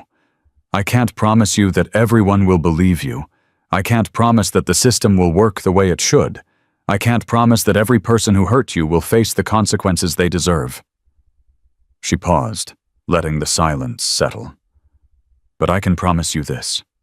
You will be heard. Your stories will be told. And even if the system fails again, even if powerful people try to make this disappear, the world will know what happened here. They will know your names. They will know what you survived. And they will know that you fought back. Torres stepped forward from where she'd been standing near the door. She kept her word to me. When no one else would listen, she listened. When no one else would act, she acted. I believe her. Another woman stood, Warren the corporal who had told Maya about Amanda Reyes. I believe her too, and I'm ready to testify. One by one, they rose. 21 women, 21 voices that had been silenced for too long. We're all ready. Maya looked at them. These broken, brave, beautiful women who had survived the worst and still found the strength to stand. Then let's finish this. The court-martial proceedings began 3 days later. Military justice moved fast when the pressure was high enough, and the pressure had never been higher. Congressional oversight committees demanded answers. Media attention made delay impossible. The victims' statements had been viewed over 50 million times online. The world was watching. Maya sat in the observation gallery as the charges were read. Harrigan looked different now. The confident predator who had cornered her in the laundry room was gone. In his place sat a diminished figure in a wrinkled uniform, his eyes darting around the courtroom like a trapped animal searching for escape routes that didn't exist. The lead prosecutor, a naval commander named Sarah Blackwell, delivered the opening statement with surgical precision. Master Sergeant Cole Harrigan is not on trial for being a hero. He is not on trial for his service record. He is on trial for systematically preying on the women under his command, for using his position of power to assault, intimidate, and silence victims, and for corrupting the administrative systems designed to protect those victims. She turned to face the military judges. The evidence will show that Harrigan assaulted at least 15 women over a 7-year period. The evidence will show that complaints against him were systematically buried by administrative personnel who were either complicit in his crimes or afraid of his political connections. The evidence will show that when one victim finally had the courage to expose him, Harrigan attempted to threaten her life and the lives of other witnesses. Harrigan's defense attorney objected. Your Honor, the prosecution is making inflammatory statements without foundation. Commander Blackwell didn't miss a beat. I have foundation. I have 21 witnesses. I have audio recordings. I have video evidence. I have written confessions from 3 of the defendant's co-conspirators.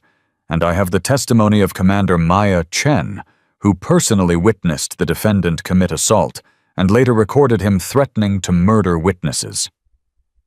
The defense attorney sat down. The first witness was called. Torres. She walked to the stand with her head held high, her uniform pressed sharp, her eyes fixed forward. The frightened girl who had laughed bitterly in the chow hall was gone. In her place stood a soldier. The prosecutor guided her through her testimony gently but thoroughly. The isolation, the grooming, The assault in the equipment room. The threats. The fear. The silence.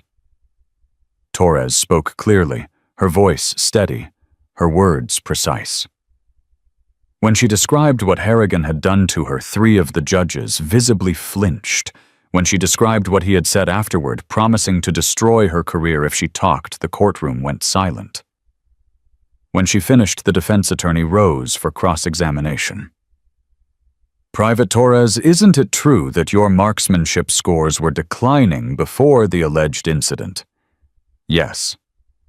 "And isn't it true that you were at risk of failing qualification?" "Yes." "So isn't it possible that you're making these accusations to explain your poor performance, to blame someone else for your failures?"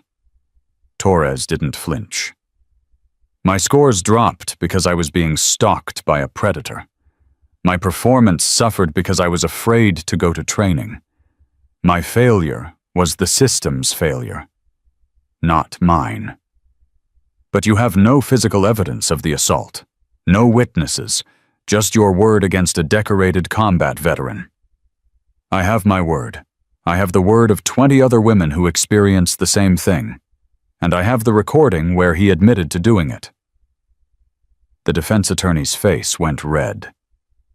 "That recording was obtained without proper authorization.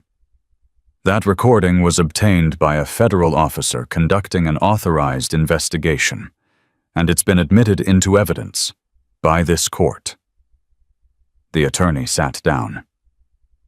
Torres stepped off the stand and returned to her seat in the gallery. As she passed Maya, their eyes met. Maya nodded once. "Acknowledgement? Respect?" Torres nodded back. "One down. 20 more to go." The testimony continued for 3 days. Each woman told her story. Each voice added weight to the mountain of evidence.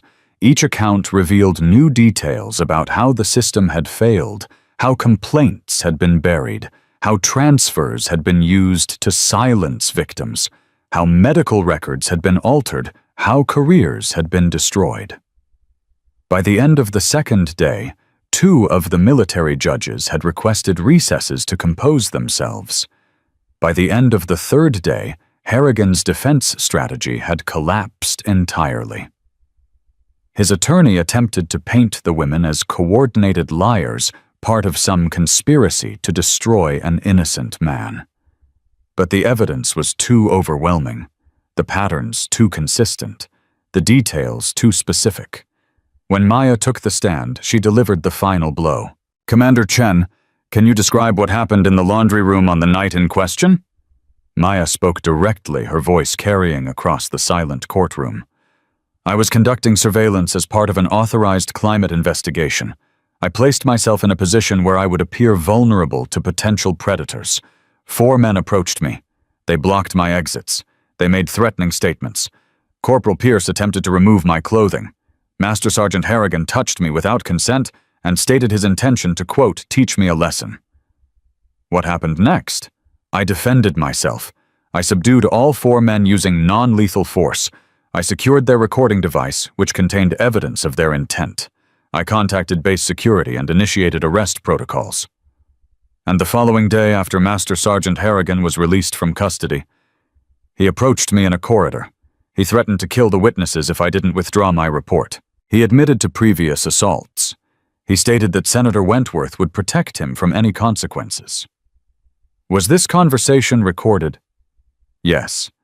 The recording has been submitted as evidence and authenticated by 3 separate technical experts. The defense attorney rose for cross-examination.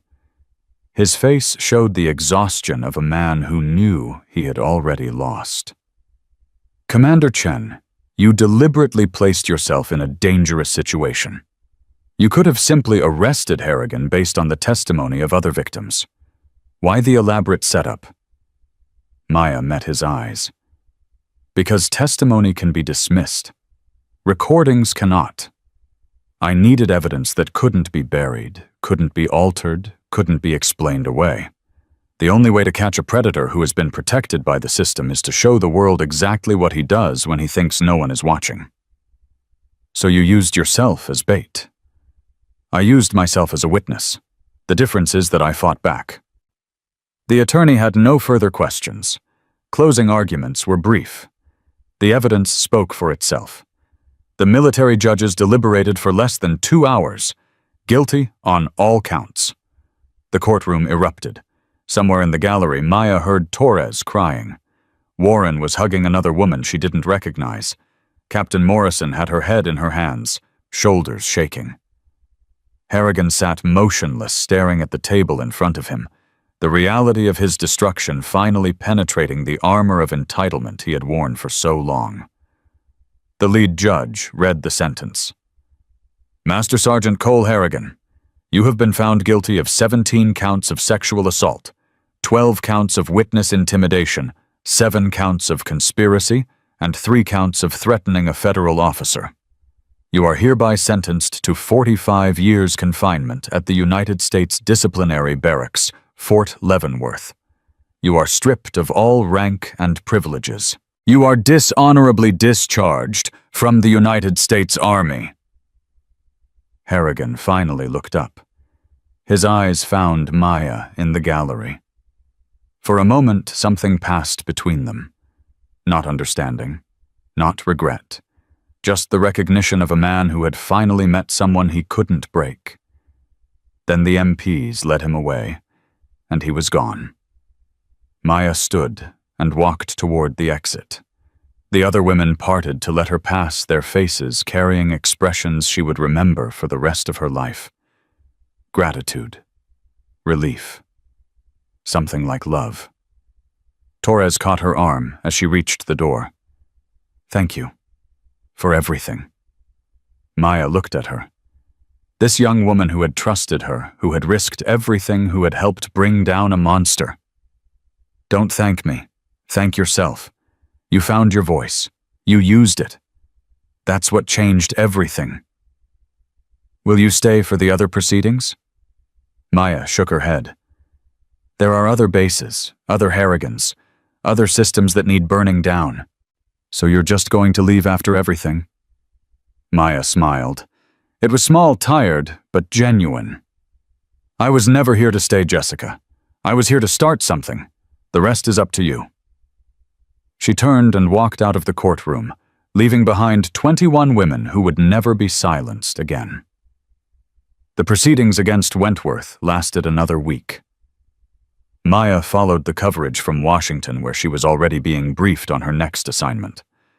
The senator tried every trick, called in every favor, threatened every ally. None of it worked. His connection to Harrigan was too well documented. His attempts to suppress the investigation were too clearly recorded. His own staffers began cooperating with prosecutors in exchange for immunity. In the end, he pled guilty to obstruction of justice and conspiracy to suppress criminal evidence. The headline read, Senator Wentworth resigns in disgrace. Faces prison time. 3 days later, Maya received a package at her temporary quarters. No return address. Inside was a photograph and a handwritten note. The photograph showed a group of women in Army uniforms standing together outside the Fort Ridgeline courthouse. Torres was in the center, flanked by Warren Morrison and a dozen others Maya recognized from the trial. They were all smiling. The note read, We wanted you to know what you made possible. Every woman in this picture has decided to stay in the service. Every one of us is going to make sure this never happens again. Not on our watch. Thank you for believing us when no one else would.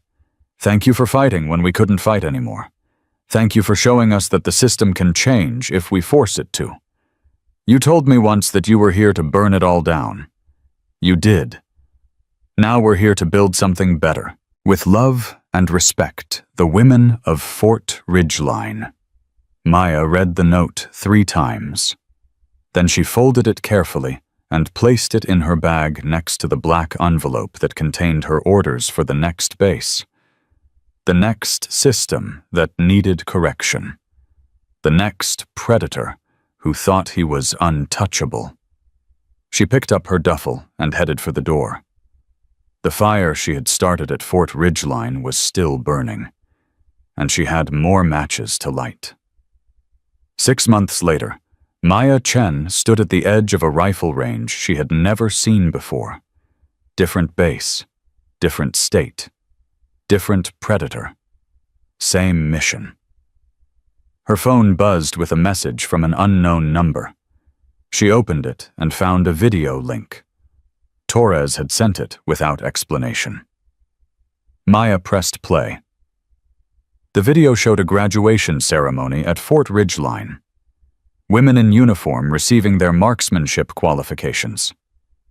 Torres stood at the front of the formation, her scores displayed on a board behind her. Top of her class. The camera panned across the other graduates. Warren was there. Morrison. 6 other women Maya recognized from the trial. Then Torres stepped forward to receive her certificate. The commanding officer handed it to her and shook her hand. But Torres didn't walk away immediately.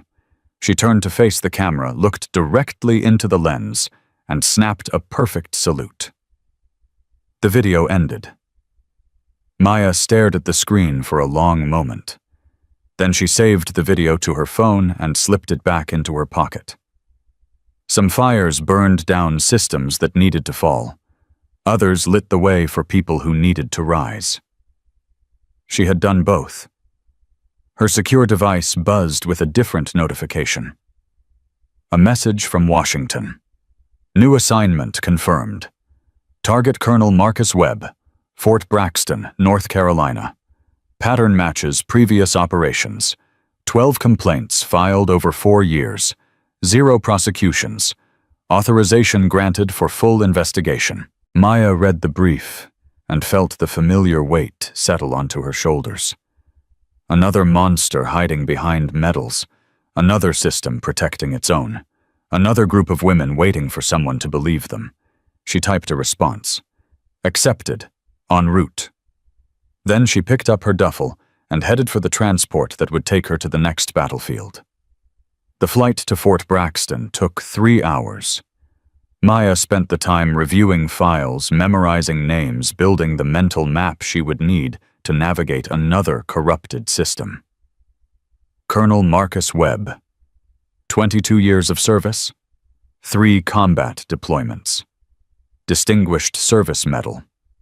A reputation as a mentor who took special interest in developing female soldiers. The pattern was always the same.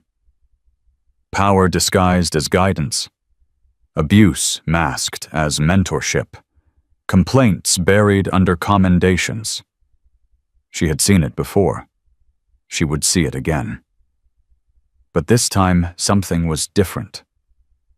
Her phone buzzed again. Another message from Torres. Heard you're heading to Braxton. Webb's reputation reaches far. 3 women from my training class were assigned there last year. 2 transferred out within months. 1 is still there. Her name is Lieutenant Sarah Chen. No relation to you, but she could use a friend. Maya typed back. I don't make friends, I make witnesses. Torres responded immediately. Same thing. Good luck, Commander. Maya put the phone away and closed her eyes. Lieutenant Sarah Chen. No relation, but a woman alone in a system designed to destroy her. Another name to remember. Another voice to protect. Another story waiting to be told. The transport touched down at 1800 hours. Maya collected her gear and stepped onto the tarmac. Fort Braxton was larger than Fort Ridgeline. More personnel, more complexity, more places for predators to hide. She scanned the perimeter automatically. Camera positions, patrol patterns, blind spots. There were always blind spots. A young lieutenant approached her with a clipboard and a nervous smile. Specialist Chen, I'm Lieutenant Hayes. Colonel Webb sent me to escort you to your quarters. Maya noted the way Hayes glanced around before speaking, the slight tremor in her hands, the dark circles under her eyes. Another woman living in fear. "Thank you, Lieutenant. Lead the way." Hayes walked quickly, keeping her head down, avoiding eye contact with the soldiers they passed. "The Colonel is looking forward to meeting you," she said. "He takes a personal interest in all visiting evaluators." "I'm sure he does." Hayes flinched at the tone, but didn't respond. They reached the visitor quarters. Hayes handed over a key card and turned to leave. "Lieutenant," Hayes stopped. "How long have you been assigned to Colonel Webb's staff?" 8 months. "And how many female officers have been on his staff during that time?" Hayes was quiet for a long moment. When she spoke, her voice was barely audible. 6. I'm the only one left." "What happened to the others?" "Transferred. All of them. They said they needed new assignments. Better opportunities." "Did they—" Hayes met her eyes for the first time. The fear there was raw, undisguised. They needed to survive. That's all any of us need. She walked away before Maya could respond. Maya watched her go, then entered her quarters and began unpacking. The hunt had already started. The next morning, Maya reported to Colonel Webb's office for her official introduction. Webb was everything his file had promised. Tall, distinguished, silver hair perfectly trimmed, the kind of commanding presence that photographed well and hid everything rotten underneath. He rose from behind his desk and extended his hand with a warm smile. "Specialist Chen, welcome to Fort Braxton." Maya shook his hand. Firm grip, eye contact, the practiced charm of a predator who had perfected his disguise over decades.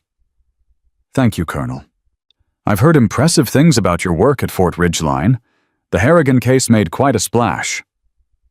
Justice tends to do that. Webb's smile flickered for just a moment. Then it returned wider than before. "Indeed it does. I hope you'll find that Fort Braxton runs a much tighter ship. We take care of our people here." "All of your people, without exception." Maya held his gaze. "I'm glad to hear that. My evaluation will be thorough." "I would expect nothing less." He gestured to a chair across from his desk. Maya sat. Webb remained standing, positioning himself slightly above her. A dominance display. Subtle, but deliberate. "I understand you'll be observing our training operations for the next 2 weeks," he said. "I've assigned Lieutenant Hayes to assist you.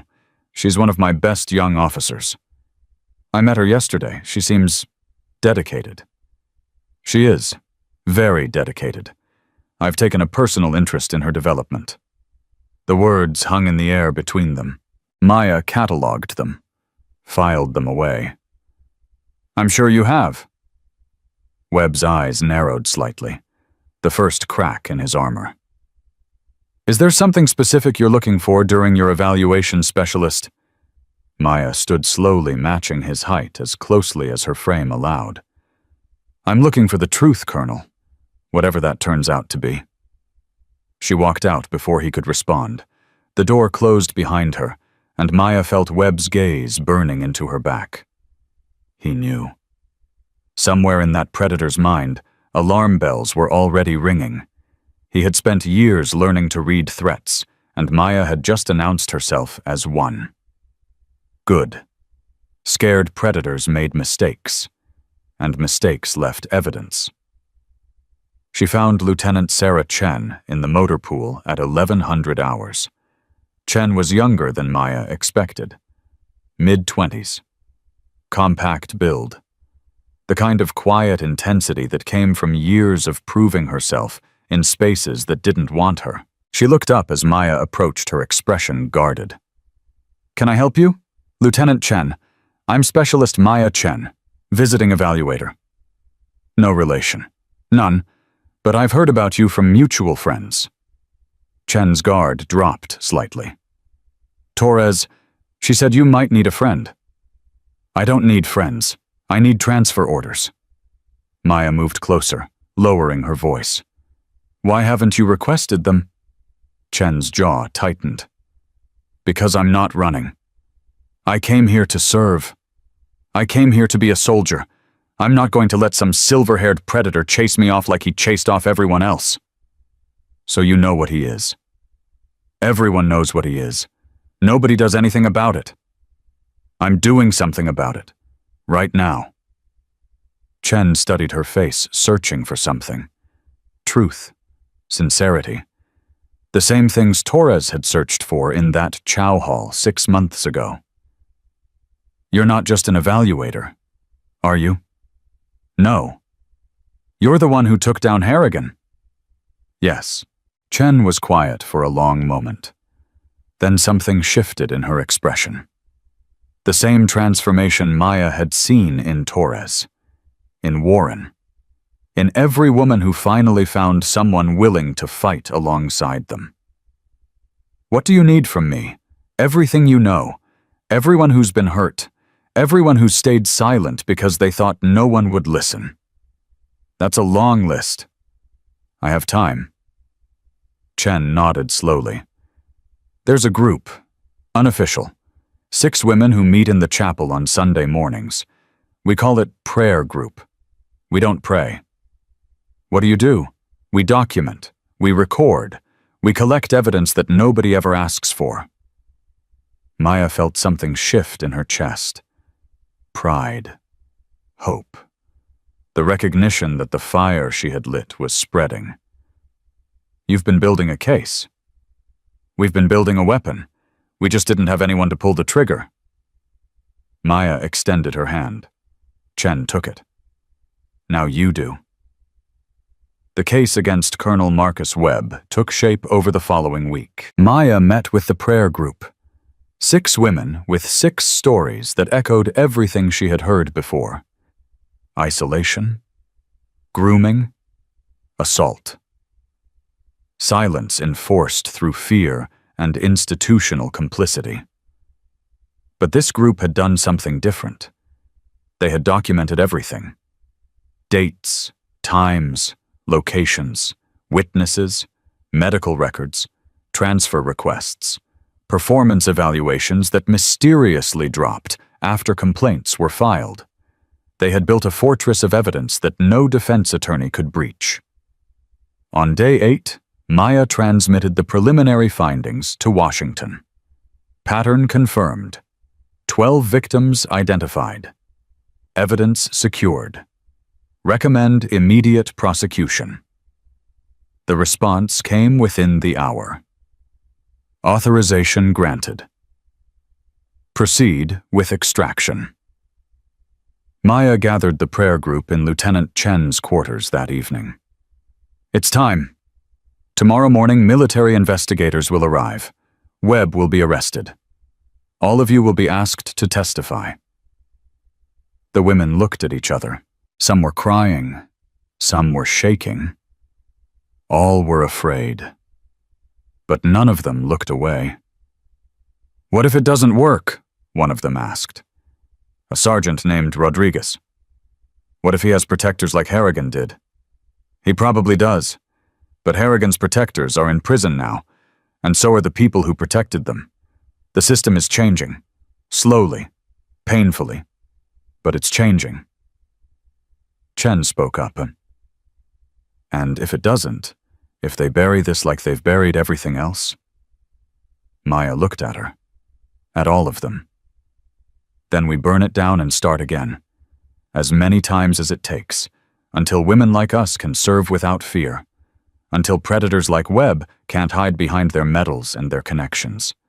Until the system protects victims instead of perpetrators. She paused. That's not a promise. It's a commitment, and I don't break commitments. The room was silent. Then Rodriguez stood. I'm in. One by one, the others rose. 6 women. 6 voices. 6 weapons aimed at a system that had tried to silence them. Chen was last. She stood, and met Maya's eyes. "You said you don't make friends. You make witnesses." "I did." "You were wrong. You make soldiers." Maya felt something warm spread through her chest. Not pride, not satisfaction, recognition. "Then let's go to war." Colonel Marcus Webb was arrested at 0600 the next morning. Maya watched from the administrative building as MPs escorted him from his quarters. He was still in his pajamas. His perfect silver hair was disheveled. His commanding presence had crumbled into something small and pathetic. He saw her watching and stopped. "You," he said. "You did this." Maya walked toward him slowly. "No, Colonel. You did this. Every time you touched a woman who didn't want to be touched, every time you silenced someone who tried to speak, every time you used your power to destroy instead of protect. I'll fight this. I have friends, connections. So did Harrigan. So did Wentworth. They're both in prison now." Webb's face went pale. "This isn't justice. This is persecution." Maya leaned closer, her voice dropping to a whisper. "This is what happens when women stop being afraid. When we stop staying silent. When we start fighting back." She stepped away. "Take him." The MPs led Webb to a waiting vehicle. His protests echoed across the morning air, growing fainter with distance, until finally they faded into silence. Maya turned to find Chen standing behind her. "It's really over. For him, not for us. There are more bases, more predators, more systems that need correction." Chen nodded. "Will you stay, to see it through?" "I can't, but you can. You and the others. You built something here, a network, a support system, a way for women to protect each other when the institution fails them." "What are you saying?" Maya reached into her pocket and pulled out a card. "Naval Special Warfare Oversight Division," her direct line. "I'm saying the next time you find a predator, you don't have to wait for someone like me to show up. You call, you report, you fight. And if the system fails you again, we burn it down together." Chen took the card and stared at it for a long moment. "You're building an army." "I'm lighting fires. What grows from the ashes is up to you." Maya picked up her duffel and headed for the transport that would take her to the next assignment, the next battle, the next system that needed correction. Behind her, she heard Chen's voice. "Commander?" She turned. Chen stood at attention and snapped a perfect salute. Behind her, the other women from the prayer group had gathered. One by one, they followed Chen's example. 6 salutes, 6 soldiers, 6 flames that would continue burning long after Maya was gone. Maya returned the salute. Then she turned and walked away. 3 months later, Maya received a news alert on her phone. Fort Braxton implements landmark sexual assault prevention program. Lieutenant Sarah Chen named program director. Below the headline was a photograph. Chen standing in front of the base headquarters, surrounded by the women from the prayer group. All of them in uniform. All of them smiling. Maya saved the photograph next to the one Torres had sent her. 2 images. 2 bases. Dozens of women who had refused to stay silent. The fires were spreading. Her secure device buzzed with a new assignment. Commander Chen. New target identified. Admiral Raymond Price. Naval Station Norfolk. 23 complaints. 0 prosecutions. Authorization granted. Maya read the brief and began packing. Another predator who thought he was untouchable. Another system designed to protect monsters. Another battle waiting to be fought. She picked up her duffel and headed for the door. The work was never finished. The war never ended. There would always be another Harrigan, another Webb, another man who used power as a weapon against those he was supposed to protect. But there would also always be women like Torres, like Chen, like Warren and Morrison and Rodriguez and all the others who had found their voices and refused to be silenced. The system wasn't fixed. It might never be completely fixed. But it was burning. And from the ashes, something better was rising. Maya Chen walked out into the morning light, her footsteps steady, her purpose clear. She was a weapon, a fire starter, a voice for the voiceless. And she was just getting started. Because predators don't stop until someone makes them stop. And Maya Chen had made stopping them her life's work. One base at a time, one monster at a time, one woman at a time. Until the system learned that silence was no longer protection. Until the powerful understood that their power had limits. Until every woman who served knew that someone was fighting for her. That was the legacy she was building, not in medals or commendations or headlines, in the women who stood up after she walked away, in the fires that kept burning after she lit them, in the justice that finally came for those who thought they were above it. Maya Chen stepped onto the transport and never looked back. The next battle was waiting, and she was ready. What would you do if you witnessed injustice that everyone else ignored? Would you stay silent, or would you become the fire that burns down systems protecting predators? If this story moved, you hit that like button and subscribe. Share it with someone who needs to know that silence is not the only option. Turn on the bell so you never miss a story. And drop a comment telling me what city you're watching from. Because stories like this don't just entertain. They remind us that one person with enough courage and enough conviction can change everything.